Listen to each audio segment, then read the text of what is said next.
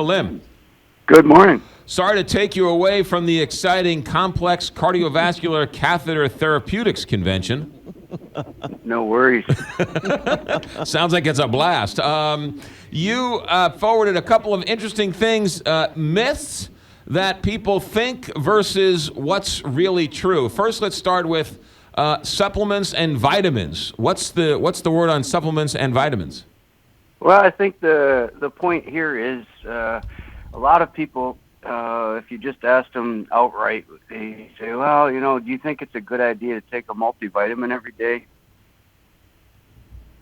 A little bit further, and they add additional vitamin supplementation. So I'm going to take some extra vitamin C or vitamin E, or this vitamin's good for this. And in actuality, vitamin supplementation, whether it's a multivitamin or specific vitamins, they don't overcome a good diet. And so the best way to get all of the essential nutrition, vitamins, minerals, and all of that is actually to eat a well-balanced diet.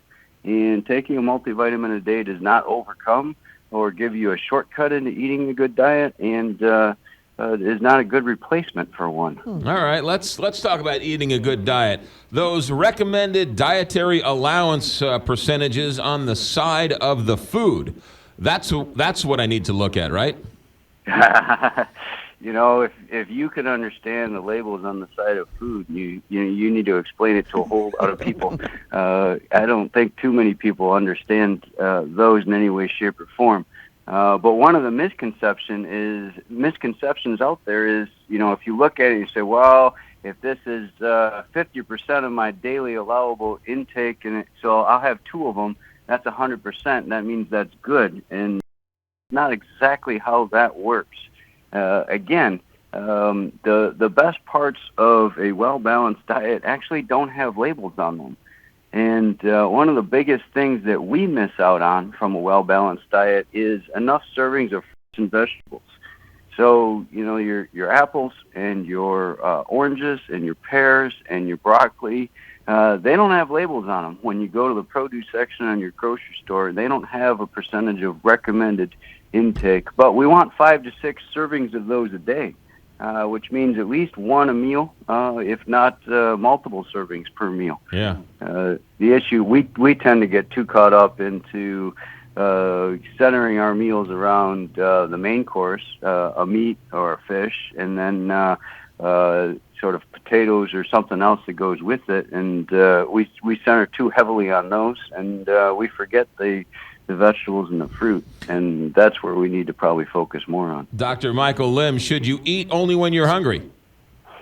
Well, so this is the other age-old trick with respect to, I want to lose some weight, and so, forget like sitting down and having these pre-planned meals, because you shouldn't eat unless you're hungry. And if you eat only when you're hungry, then you'll never store that food away as fat, and that turns out to be not true as well.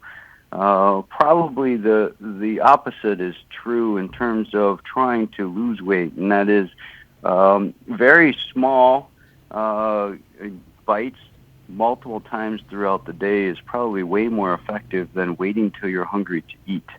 When you're waiting till you're hungry to eat, you actually starve your body, and you make your body say you're not going to get a chance to eat very often.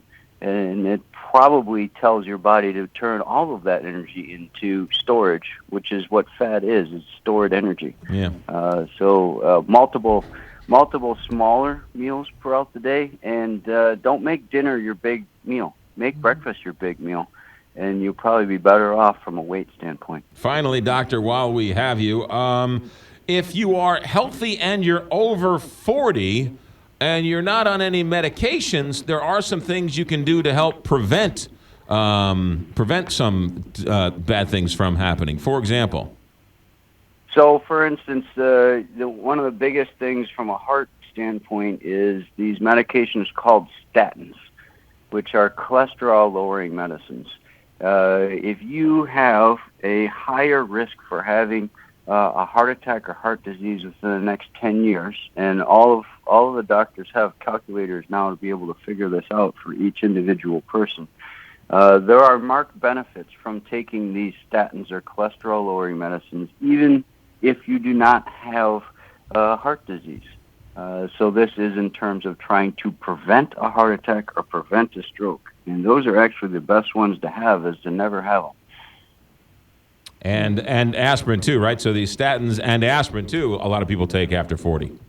Well, a lot of people take aspirin. Aspirin's a little bit more controversial in terms of its actual ability to prevent. And so the statin drug itself is way more powerful and way more effective in terms of its prevention. I think the statin drug has gotten a bad rap in terms of it being potentially bad for you or its side effects.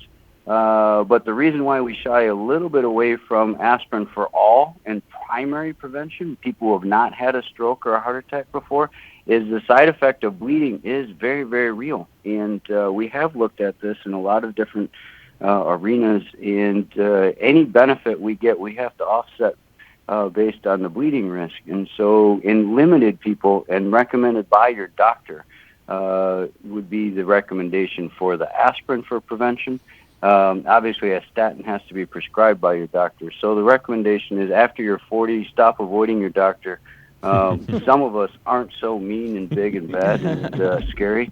At least have a conversation with us, and let's look at seeing if we can prevent some of these bad things that might happen down the road. Dr. Michael Lim is a cardiologist with SLU Care and SSM Health, and you are in Orlando at the Complex Cardiovascular Catheter Therapeutics Convention. We'll let you to get back with the zany madcap coworkers down there, and thanks for checking in, Doctor.